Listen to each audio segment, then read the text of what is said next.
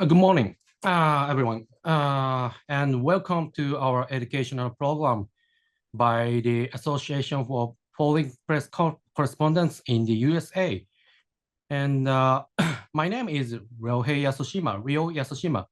I'm the Washington correspondent for Nikkei. Nikkei is Japan's economic daily based in Tokyo.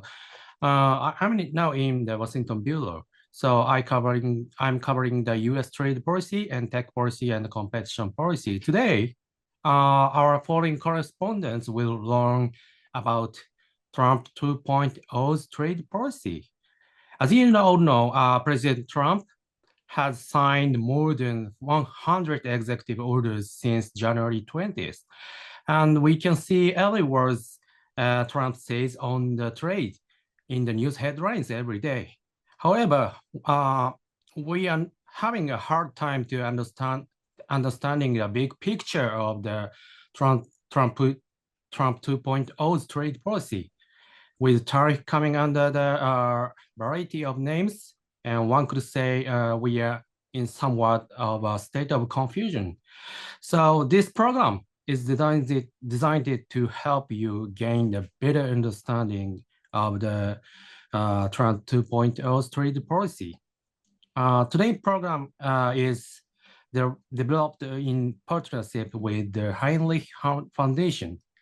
And today we have invited guests to help us understand US trade policy. It's my honor to introduce the wonderful guest. Today's guest is Dr. Deborah Elms. Good morning, or maybe good evening, Dr. Elms. Thank you very much. Thank you. So thank you very much for joining us today. So Dr. Elms is the head of trade policy at the Hinrich Foundation in Singapore. She has worked hard to understand and shape trade policies in Asia and around the world. Before her role at the Hinrich Foundation, she led the Asian Trade Center as a founder and executive director. This shows her leadership in this field. So she was also the president of Asia Business Trade Association, ABTA, and the board director of the Asian Trade Center Foundation, ATCF. She also served on the board of the Trade and Investment Negotiation Advisor at the United Nations Economic and Social Commission for Asia Pacific, and was a member of the World Economic Forum's Trade and Investment Advisor. Dr. Elms has a PhD in political science from the University of Washington. She also has an MA in international relations, the University of Southern California, and bachelor degrees from Boston University. She writes and talks about much about the trade and economics issues, often in major news outlets. We are very lucky to have Dr. Elms with us today, and I'm excited to hear her views on Trump administration's trade policies. Please join me in welcoming Dr. Elms. Again, welcome, Dr. Elms. Thank you for much being here with us. And we have your presentation or your view on the, especially at first, memorandum of the Trump America First trade policy, which was issued the really first day in inauguration, the Trump administration. What is the America First trade policy? Well, thank you very much for having me. And before I start, I should just note when we're recording this, because with all things Trump, whatever we say at this minute could be completely different in 5 minutes, or at least be adjusted in 5 minutes. So it's the 27th of February. It's late at night for me. It's early in the morning in Washington. And as always, you never know exactly when trade policy is going to be adjusted out of Washington.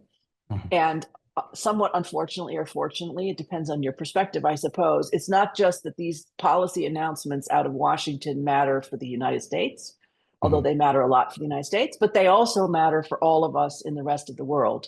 It has to do with, again, the sort of importance of the US in the global economy, although I think it's partially that, but it's also the fact that Trump's, we'll call it unusual to start, Trump's unusual approach to trade policy is landing at a time when the global system is under increasing strains. It has been so for a while. So especially in trade, our trade regime has been really struggling to manage even pre-Trump and is especially under threat right now with Trump's activities. We have global leaders who are less able domestically to stand up and do something differently. You know, we have, for example, we have no government currently in Korea. The Canadians who are apparently fanning out across Washington today are in the middle of a leadership transition to we're not sure which party at the moment. We've had new elections coming up in places like Australia. So we just don't have the same kind of leaders that we've had in the past who would have been able perhaps to contain some of this challenge. So part of the reason why Trump matters is not just because, especially as a trade person, he's really radically upending the decades, 70 years, 80 years worth of trade, but also because of the sort of problems of the system. So I think that's important to start out with, because otherwise you might say, why do I have to follow all of this stuff that's happening in Washington? It's kind of, inside politics for a group of people. And I'm an American, I don't really care, I don't live there. Actually, unfortunately, a lot of us do have to care because I have to care, unfortunately, because I'm still American, but the rest of the world has to care because there are implications for all of us. And so the first thing to say is you have to watch Washington, you have to watch Trump, and you have to watch him all the time because at the moment, at least, his trade policy is evolving minute by minute. So let me give you a few things that I think are consistent. So one main point we should say about Trump is that his policies are all over the place. And it can be very challenging to guess what you think is going to come next, whether these policies that he announces, because he loves to announce things, are they actually just a sort of announcement he's making as he's on an airplane to the Super Bowl? Does that matter to the rest of us? Or is it a policy that's been published as they're doing a lot of, as you mentioned, Ryohei, they're doing 100 different types of executive orders, presidential memos, various kinds of documents. So are those going to come into force? Are they not? Are they published even in normally the way policy works in the United States is the sort of president announces something and then or the Congress does something. And then there's an announcement in the Federal Register in particular that says, here are a bit more details about the logistics, how this is actually going to work. What do you need to do if you're a business? What do you need to pay attention to? So if they're published in the Federal Register, does that make a difference? And under this administration, all of those things are true and not true. So we're having all of those activities, off the cuff announcements, presidential memos, and so speeches and all sorts of things, plus the Federal Register documents.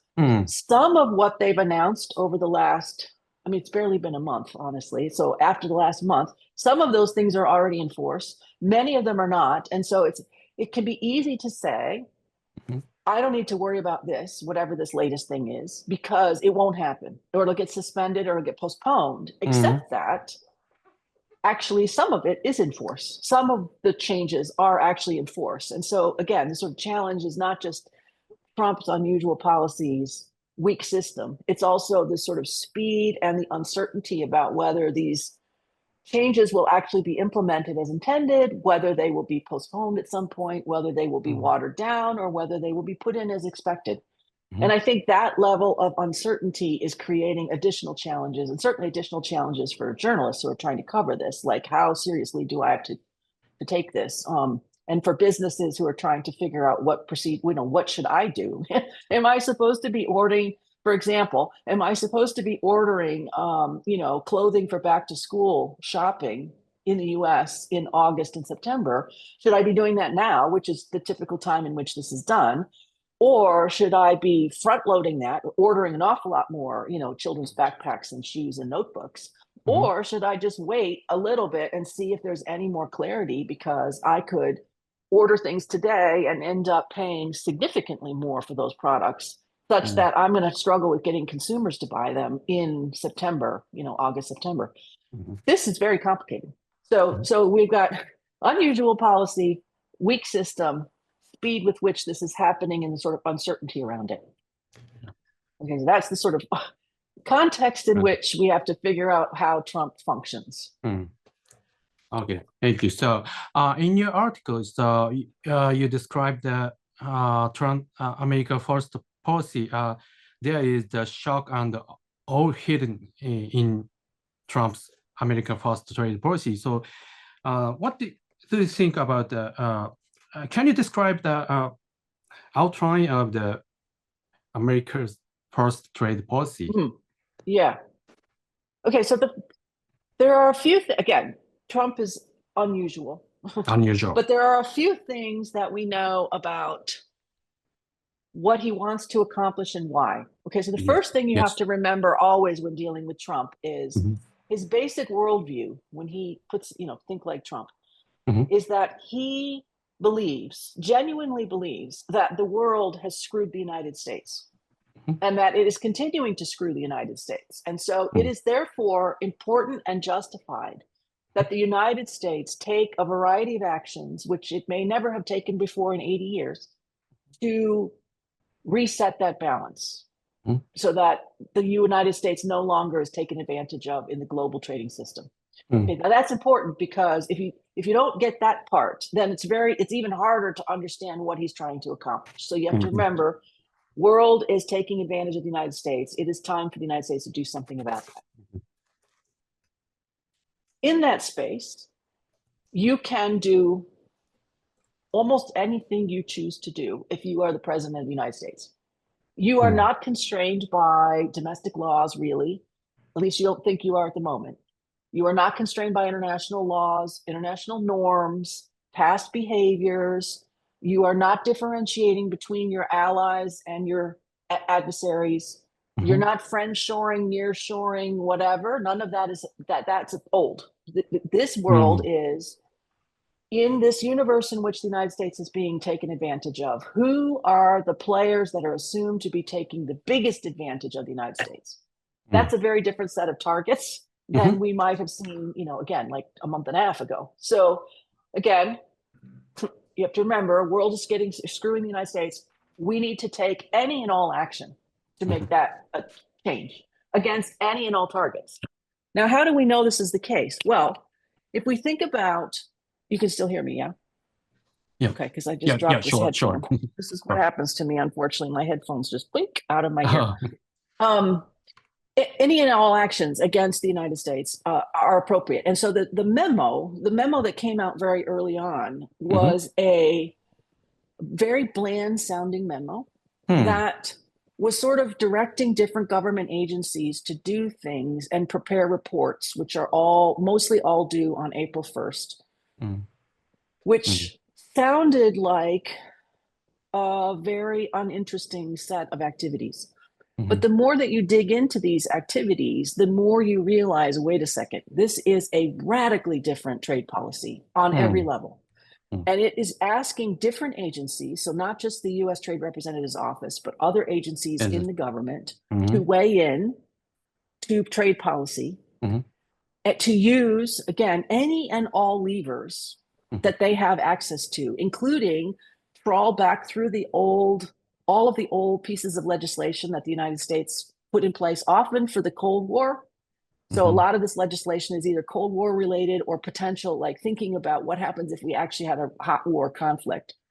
Pull that out. Let's use it in unusual ways. Some of these pieces of legislation is literally like 100 years old or more. And figure out how can we take advantage of that if we need to for domestic purposes to push unusual outcomes.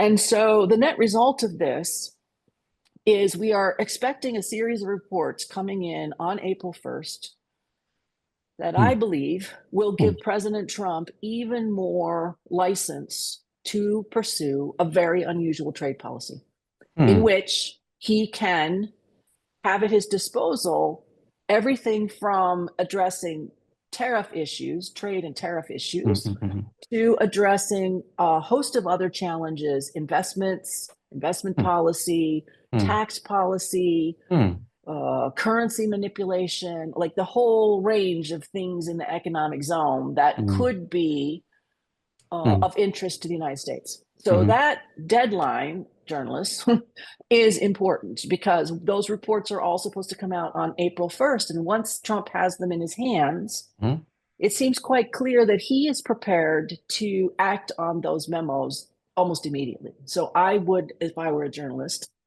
clear your calendar at the end of April. He seems to do everything at the end of the day. End of the day on April 1st, prepare for, I would think, a number of actions that will either come out on the end of April 1st or the beginning of April 2nd that will be unusual and sweeping. And they will affect a wide range, I suspect, a wide range of potential markets and countries, and certainly will have implications for companies trying to do trade with the United States all over the world. So that's the importance of this particular memo and why I spent quite a bit of time to try to unpack that memo, because it sounded like a sort of, again, a bland policy document, but it contains some of the seeds of policy actions that I think are going to come into force. And if I could just make one last comment before I turn it back to you on this memo specifically, it came out on the first day. And I think it also came out with a bunch of tariff threats, as you may recall, including first an early threat on Colombia, quickly dismissed, 25% tariff threats against Canada and Mexico, which are postponed until March 4th. But also 10% on China, which is in force already. So we, in all of this sort of threats, never forget that we've seen a variety of things. We've seen threats made and withdrawn. We've seen threats made and suspended. They could be unsuspended at any time.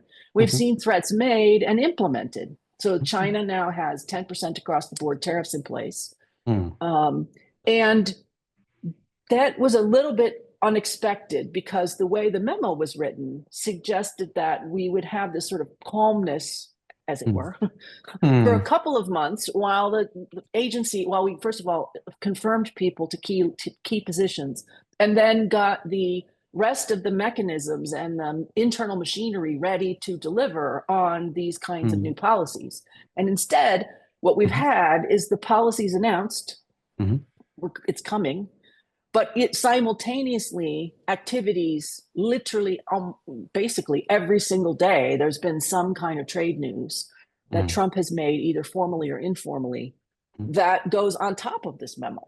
So that's partly why I think we're all so exhausted after 1 month of this, because it's trying to keep track of it all is challenging. I mean, there's literally people who are now just making trackers and databases of what are all of the policies and all of the deadlines and all of the targets and all of the potential legal tools that have been mentioned so that you can sort of get a sense of what that looks like. Okay, thank you. The best one, just again, as sort of a helpful thing maybe for journalists, if you haven't been following, the Peterson Institute in Washington, D.C. with Chad Bown has now started a tracker of this. And those of you with longer memories may know that Chad in the first Trump administration did the best, most comprehensive job of tracking, especially the activities U.S.-China, which I think if we were to ask Chad tonight, tonight my time, he would say, that seemed very simple by comparison with the tracking in the first month of this administration, in which, again, the news is so fast and furious, it's hard to keep up. And so I would recommend that you check out that Peterson Institute database tracker, bookmark it, so that you can figure out what has happened in the last 24 hours that you might have missed.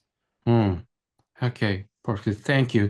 So there's a lot of news this week too. So President Trump announced the tariff on copper on Tuesday, and on Wednesday he said he would impose 25% tariff on imports goods from EU. And sometimes we can see the 3-digit numbers, 301 or section 232 or other words. And sometimes we can see IEPA. The various we can see various legal basis and in the in the Trump administration. So can you explain what is the difference of the each three-digit numbers? Mm. We are So very confusing. So yes. Okay, so my gut instinct is to say, forget all of that. forget all that. This is an administration that honestly does, at least at the moment, again, it's early days, you never know. At the moment, is not terribly fussed about the legal ability to do any policies. Basically, by the authority, in fact, almost every memo starts with by the authority invested in me by as president of the United States, I, Donald J. Trump, hereby declare that, blah, blah, blah, whatever it happens to be. That's, I think, Trump's viewpoint. I don't need any other approval. I don't need any other statutes. I don't need any legal basis. I don't need any approval from Congress. I, president, announce what's going to happen, and that's what's going to happen. So at the moment, there is a lot more latitude to what Trump is doing and the speed with which he's doing it and the speed with which he can implement something than people would expect, and certainly then lawyers are comfortable with, because, you know, my lawyer friends especially are constantly saying, but wait a minute, under what authority is such and such happening, and why is it here and not there, and, you know, this statute requires this kind of, you know, procedure, and what, like, no, forget all of that. This is president authority vested in me. I'm doing what I want to do. Now the memo will help him a little bit, because the memo, I'm assuming when these memos come out, there will be an attempt to push some different kinds of policies into existing legal frameworks. But and the courts may push back on this at some point. Maybe Congress pushes back on this, but at the moment it's literally Trump deciding what needs to be done. If that changes, so if we have a position where the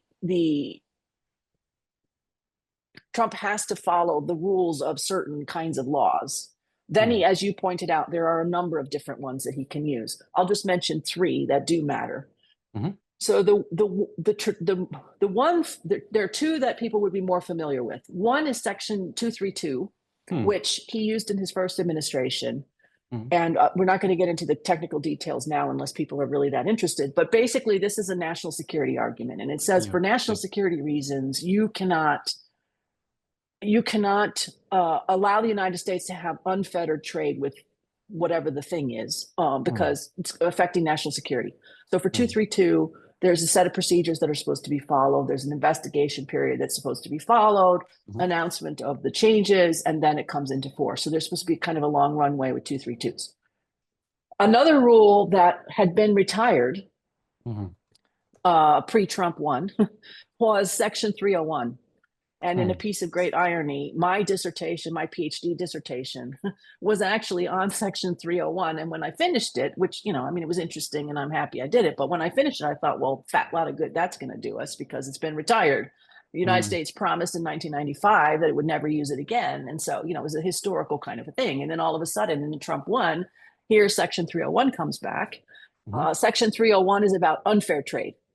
And under Section 301, the United States is allowed under its own laws to act as judge, jury, and executioner, basically, of whatever trade policy it thinks appropriate to stop unfair trade practices.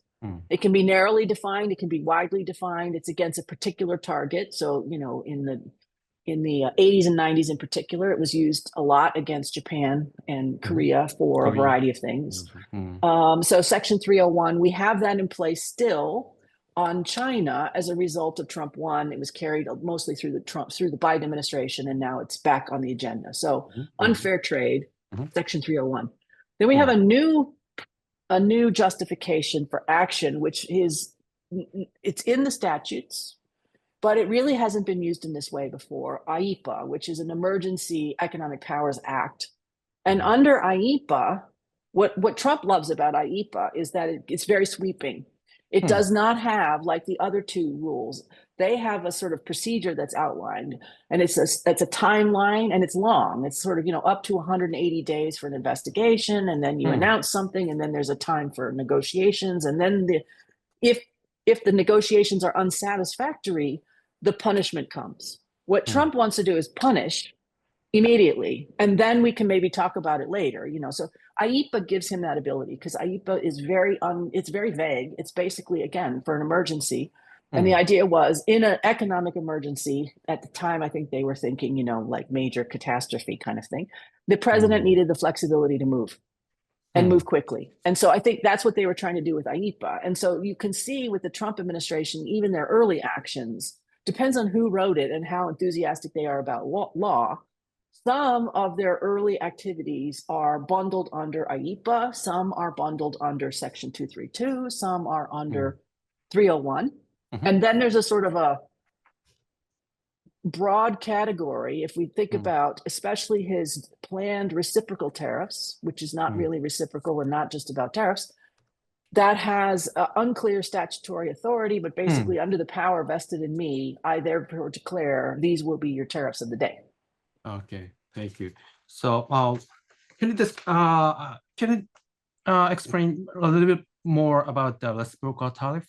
So what is the reciprocal tariff and the concept of this reciprocal tariff? And what is the connection with the 232 or 301 or IEEPA? Is a total different things or not? At the moment, I think the legal justification is a kind of a mishmash of all of them. Because so let me just try to unpack reciprocal tariffs as defined by Trump in his executive order. Now, we have not seen, let me just be clear, they've been announced, this reciprocal tariff policy. They are supposed to take effect on April 1st. There's a report that is required to be produced, a new report. This was not in the original document, this is a new document. The paperwork due on April 1st. It's another reason why I think you all should be bookmark this date in your calendars because it's going to be crazy. The concept sounds relatively simple. Okay, let me just go to the concept and then I'll get into why this is even more complicated than it first sounds. Reciprocal tariff sounds like I do what you do, or you do what I do, right? Reciprocal. You do it, I do it, we're even. Isn't that fair? Very simple. Okay, that's the sort of basics, except that that's not actually what they're going to do. So let me back up just a tad, just to make sure everybody's clear on how this works.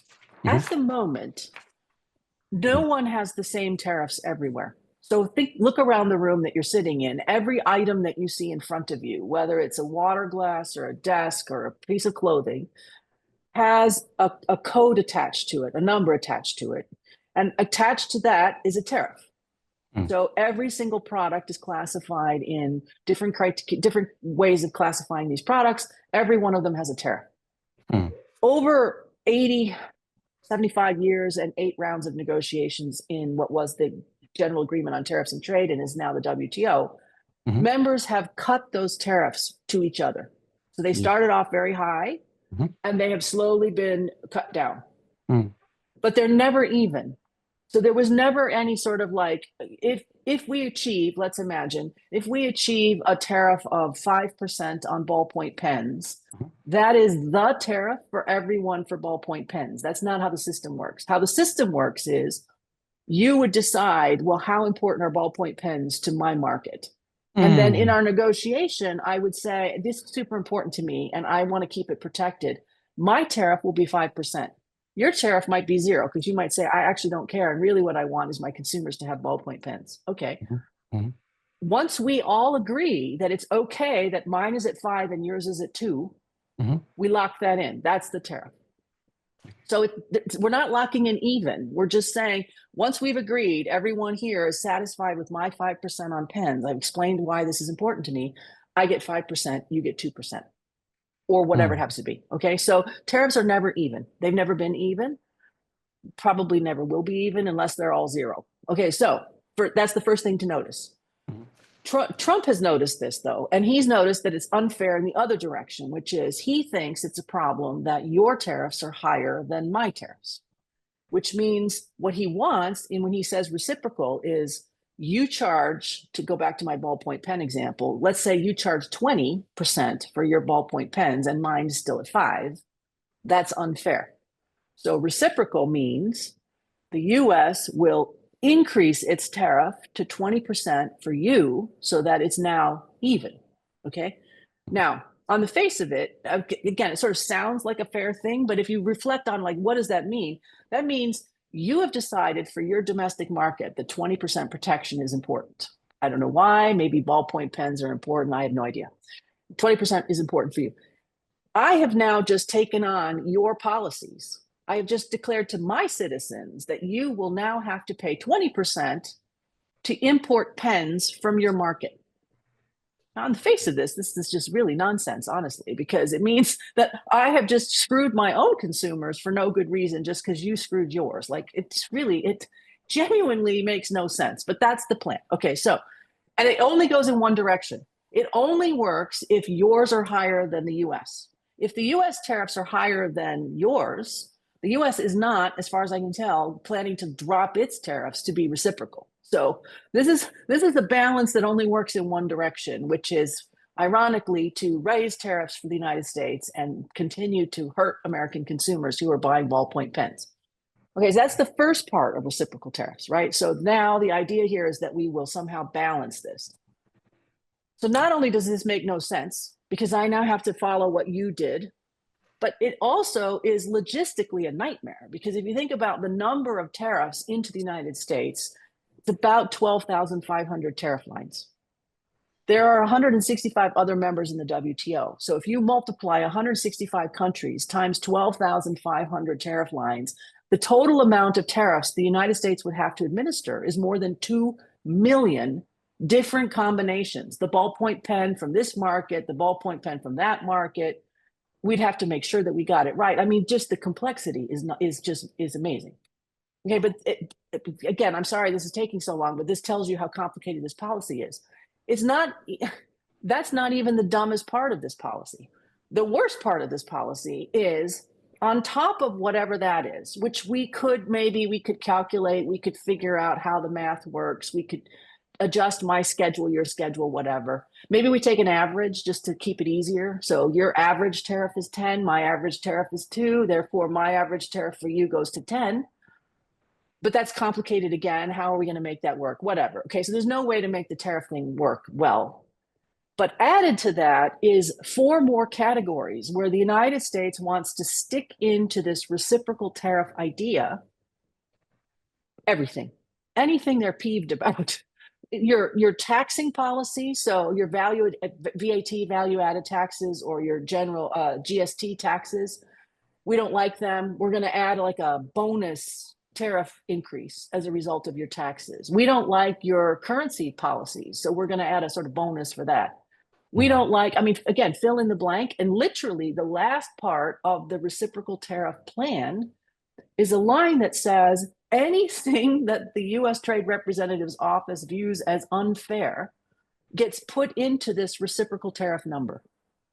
So this is a sort of like, pick your own tariff adventure kind of a thing, right? I mean, basically, I just decide on the day, I guess, like, I don't like you, you seem to be unfair, therefore your tariff is 17% on clothing. Wow, there you go. Or whatever it happens to be, right? I mean, there's no way for a firm to calculate what this is going to be. The chaos that would be caused if this actually happens will be, this is so fundamentally opposed to the entire way that we've done trade that it's a problem. I mean, it's just a general problem. And it sets up a condition for the other side, whoever the other side. I mean, right now we're so busy focusing on what Trump is going to do. We have focused less on what the other side is going to do. But there's no way that this reciprocal tariff policy is going to come into force, and it's not going to have reactions from others. So on top of this crazy policy is going to be reactions to a crazy policy, and the net result is going to be Thank you. head spinning. Yeah, head spinning. Thank you. So we have a question about the maybe reciprocal tariff. And the question is there a scientific, generally accepted method to quantify non-tariff measures or non-tariff barriers into the tariff rate? This is also my question. So because for example, Japan has the government controls over the import of rice or wheat or pork, and the Japan government has all safety standards for automobiles that are different from the United States. This is a no-tariff barrier, United States says. So how Trump administrations deal with these kind of non-tariff barriers or non-tariff measures? Is it that they are raising tariff rate against non-tariff barriers? That's included in the policy at the moment. Yeah. So again, like I said, it's anything that I view as unfair, assuming that I'm the United States, is calculated. So there's a sort of a potential way to calculate the reciprocal tariff part. Again, I match your higher levels. If yours are lower than mine, we stick with what we have. So we could calculate the first part, even though it's complicated. And again, we have 2 million different varieties of this. You could make a number for that, and we could say that's the number. But for this second bit, anything unfair, VAT, non-tariff barriers, investment regimes, subsidies, any other document that we find unfair, there is no way to calculate that. That is a pure, I don't know what that is. I said we have to get like a roulette wheel in the office, and you just sort of spin it and it goes, you know what, today, 17% on such and such. That's what I think is going to happen, because there is no way to calculate this. And so it's a sort of a magic number, a magic X number. We take your tariff and then we add X, or we multiply it by X, or we multiply it and divide it by X and Y. I mean, we're just making stuff up at this point. And I think to try to imagine what that final number might be for any given country, any given product, any given time frame is a fool's errand. We will not know until suddenly it's applied. And I think that is really a problem, right? You can imagine if you're a company and you're trying to figure this out, you're like, well, how unfair is the trade? And is it going to be across the whole country? How unfair we are? Is it going to be across my sector? Is it going to be across my company? Because now we're just discriminating, right? I mean, we've thrown out everything about non-discrimination. Now you can discriminate at will from the United States perspective. So it could be against a company. And it's basically like anything I want to do, you're going to face higher tariffs. So, after you go through all of this, the natural reaction for most people is to say, well, it's never going to happen because this is a ridiculous policy and it's completely impossible to figure out how it's going to work. It's not going to happen. Except that Trump loves it.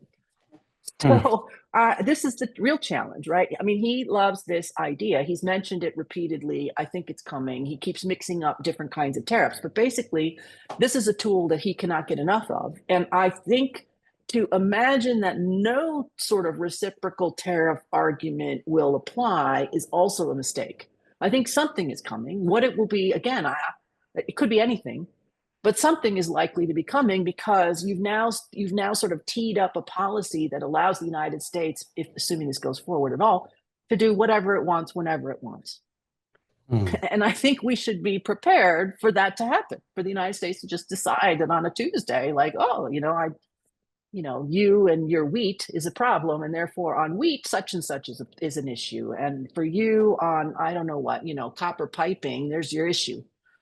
It's crazy. That's all I can say. It's a genuinely crazy set of policies on every level: logistics, operations, certainty. It's a choose your own tariff adventure.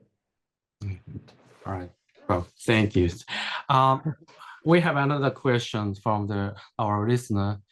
What may happen if the president finds out that the U.S. was not screwed, but the U.S. screwed the rest of the world by letting others do the work and taking their physical goods in exchange of some vague promise to do something for them in the future?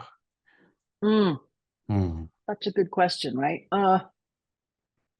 I think again, it's one thing to make these sorts of sweeping statements when you're on the campaign trail. And when there aren't actually consequences from whatever, idea that pops in your head as you're sitting on an airplane. It's another thing to do it in the real world. And so I think this is going to get real complicated really, really fast. We already see some of the actual implications on the ground of US policy, including increasing uncertainty by consumers who have postponed or pulled back on major purchases, like apparently home sales are down, decisions to go to college are down, decisions to retire are even being revoked because of uncertainty about rising prices, the potential for inflation. I have personally been, I guess, shocked, but also pleased that there are as many Americans as there seem to be who are aware of many of the changes that have been happening in areas that they normally would not pay any attention to. So I think the good news from my perspective is that American businesses for sure are paying attention, and American consumers are also noticing that, wait a second, who's going to get the short end of this particular stick is going to be us. It's going to be inbound, because who pays tariffs? I mean, again, his favorite tool is raise a tariff. Who pays tariffs? Ultimately, it's American consumers and companies in the United States who are trying to import raw materials, part components, finished goods from abroad. Those costs are going to get passed on ultimately. And so I think there is going to be a reckoning between these sort of, fantasy policies of all of these levers that you could pull and all of these behaviors and the reality on the ground, what it does to your firms and your consumers, what it does to your investment climate, but also, again, which we have not gotten into, what happens when we retaliate. And so the image that I've been trying to use to explain this to people is, imagine we have a small wading pool. And Trump has basically taken at least one, maybe we have more than one, giant boulder and thrown it into the middle of this wading pool. And so what happens when that, at the beginning, of course, is a giant tsunami sort of wave comes up and it goes out to the edges of the pool. We're right now at the out to the edges of the pool problem. But then it hits the edges of the pool and then the waves start coming back and they come back kind of unevenly. So that's coming.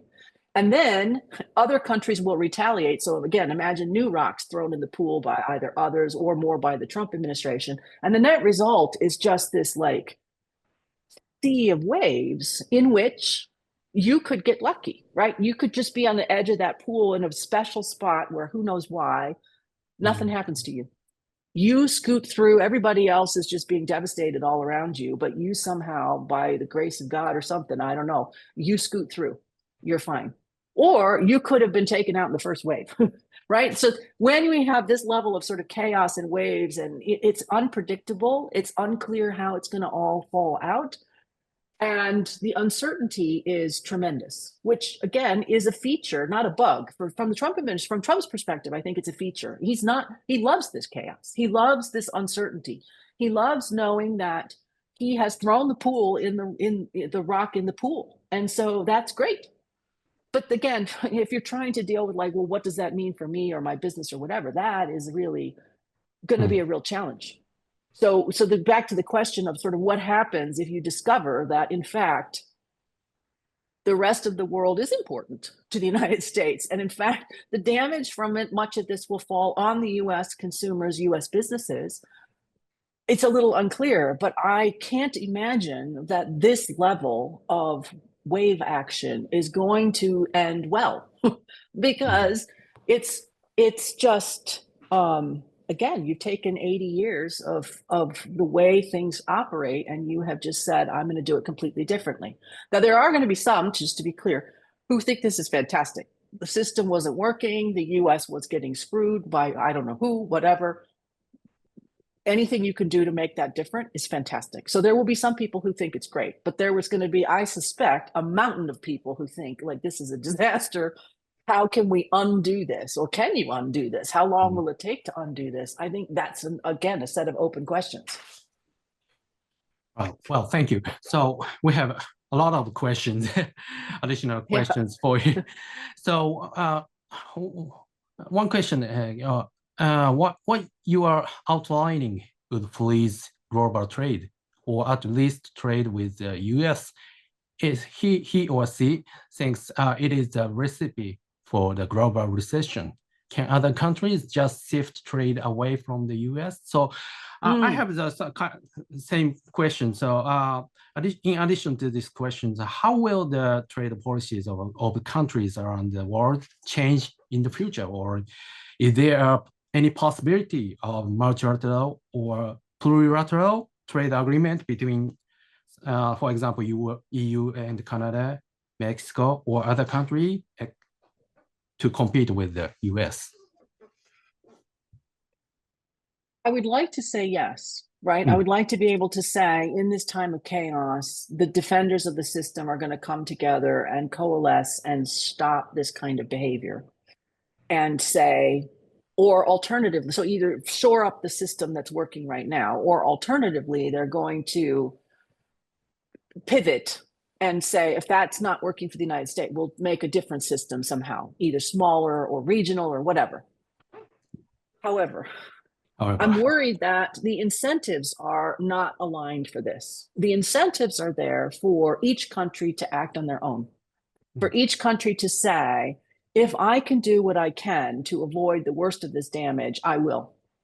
Especially for those who are at the front edge, the pointy edge of this problem, like Canada, like Mexico, like, well, now it's kind of a lot of countries, but there are many that have not been mentioned. So, you know, if you're not mentioned, you just keep ducking underneath the table. You hope that nothing happens to you, and you let the other folks just take the brunt of this. But you're not coming to the defense of anyone. You're not like jumping in to help out Greenland. You're not behind Canada necessarily. So, you know, that's the challenge, is that individually, each government has an incentive to try to smooth over relations as much as they can for themselves. But that leaves all of us worse off.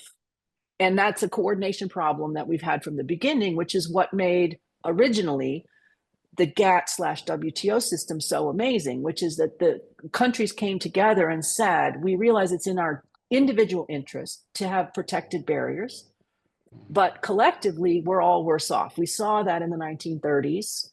We all had very high protection. We all put up very high protections barriers. It was a disaster. Let's not do that again. Let's collectively link our arms together, and we will all step by step lower our barriers to one another. And that has been an amazing success.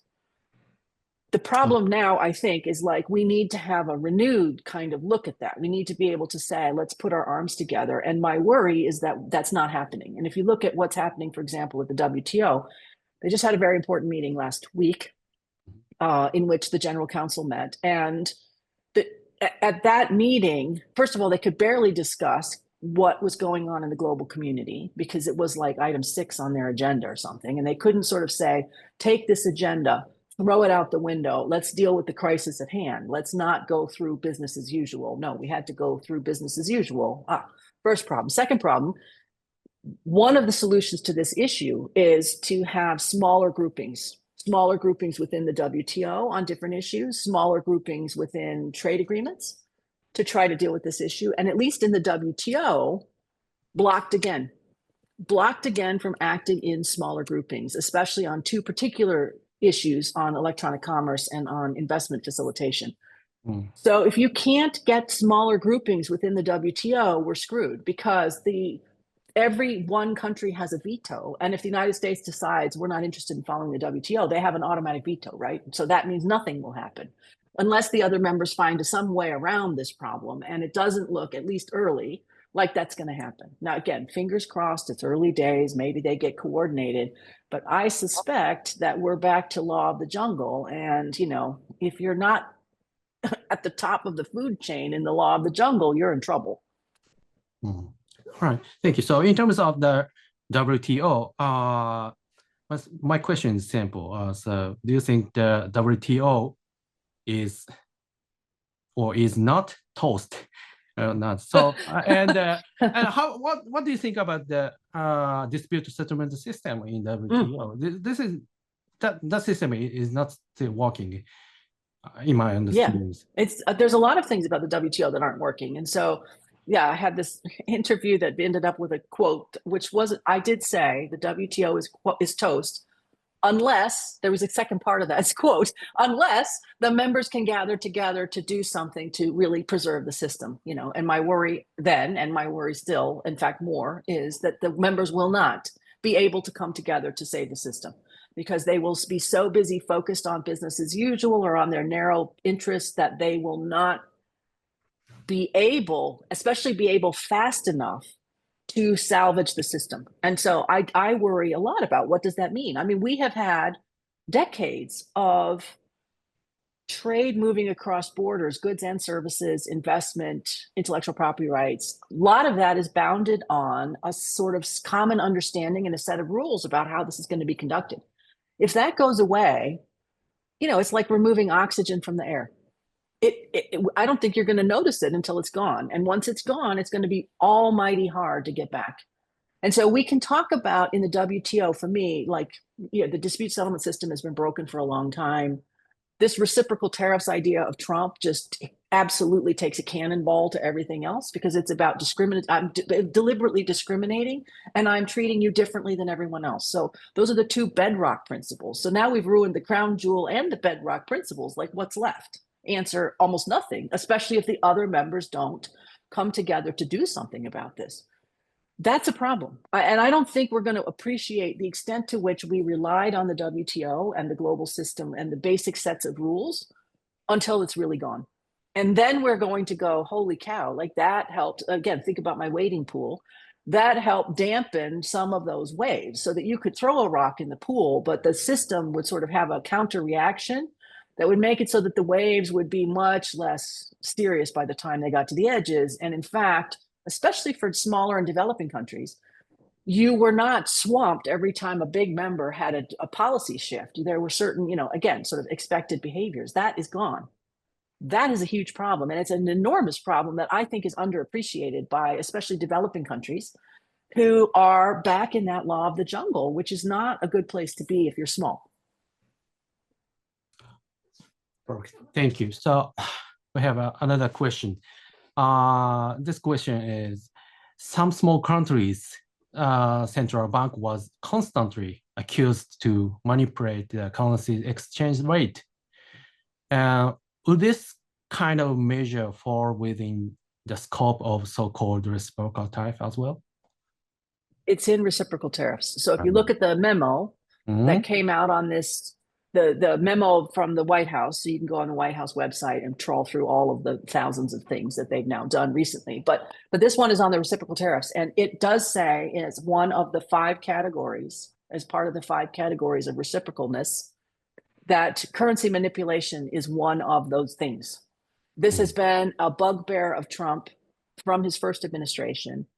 Ultimately, he didn't do as much as he could have in his first administration. And I think it's back on the agenda again, because it matters to him and it matters to some key people that are surrounding him.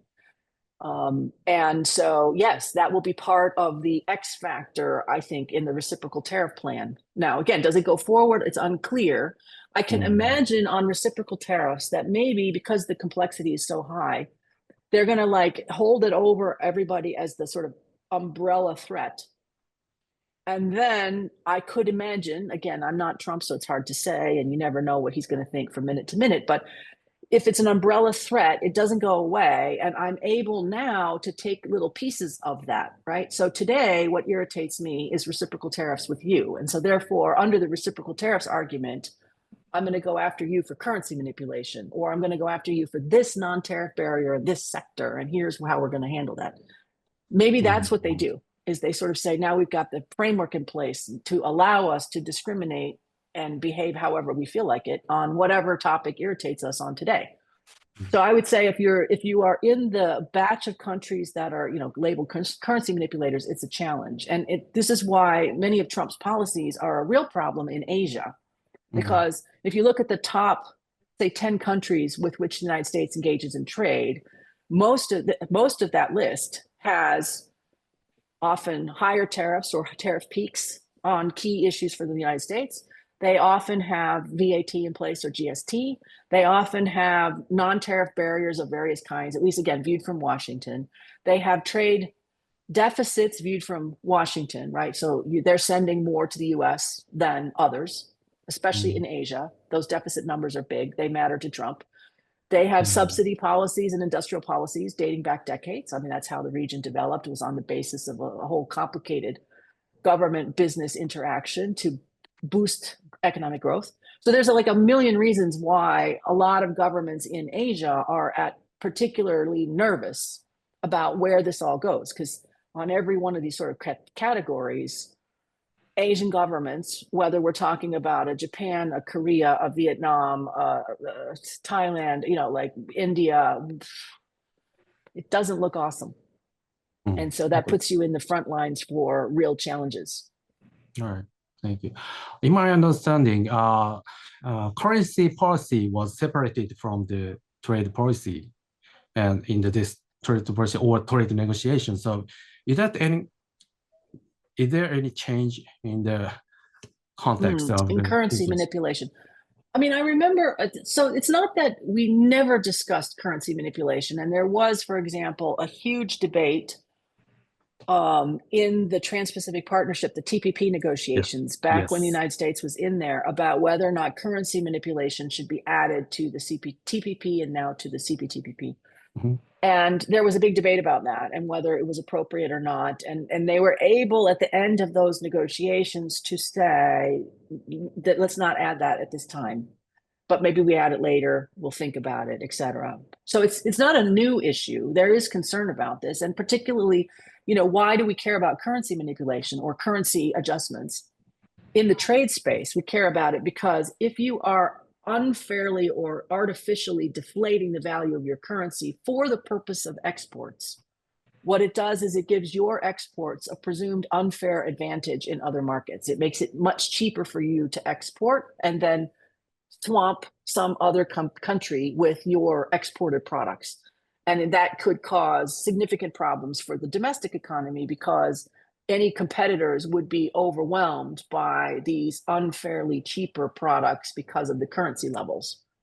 That's the idea behind this. So there is some I mean, I'm not suggesting that everything that the Trump administration is doing has no basis in reality. That is not my point at all. There are sometimes some very real problems that have been identified. It's just the sort of way in which these things have been meshed together that is problematic. But currency manipulation is an issue. And, should we address it I would say, of course, tariff policy this is just a terrible idea on many levels, but you can see where the kernel of the problem is. And then you have to say, well, how big of a problem is it? And who engages in it? And is it for the purposes of export or is it for some other purposes? I don't want to go there except to say, yes, it's on the table. Right, thank you. Before wrapping up, the last question, are we heading towards a full-blown 1930s style global trade war? So, on behalf of all of us, I'm going to say, let's hope not. I mean, I think there's a couple of reasons why this is such a fraught period. Yes, we've seen this movie before in terms of what happens when one government starts to raise barriers to others. You give license to other countries to do similar kinds of things. So they could easily say, just because the United States is doing this, gives license to a lot of other places to say, actually, I don't like you either. Whoever you are, my next door neighbor, we've always had issues. And now I'm going to, raise tariffs on you or some other kind of barrier on you. I'm going to do this to you, you're going to do that to me. And especially if we lose the global system where we used to adjudicate these disputes, if that's gone and we've now given license to your worst instincts, yes, we could end up with some kind of very complicated trade world. But of course, additional challenges. Remember how the 30s ended. This was not just, it started as an economic challenge, but it ended up becoming an actual hot war.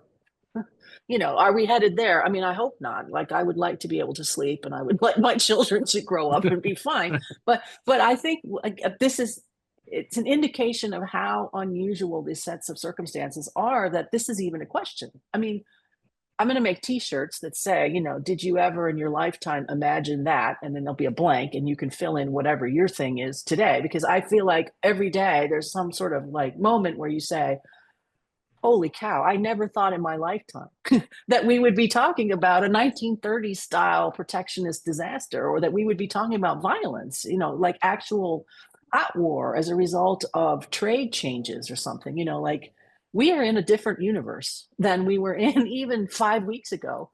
And I think part of what is important, and this is why I agreed to do this discussion with journalists, because I cannot stress enough how vitally important I think journalism is right now, because the situation is so new and so different and evolving so quickly that if we don't have good journalists who are out there reporting on what it is, what is the story, what does it mean for us, what does it mean for them, whoever us and them is they're sort of irrelevant, but just reporting on like why this matters, there's no way that we're going to have anybody ready to go out there and make changes. There's no way that anyone's going to be ready for the sort of tsunami coming their way. And so it requires a level of knowledge. It requires understanding and like an imagination of just what kinds of consequences might happen.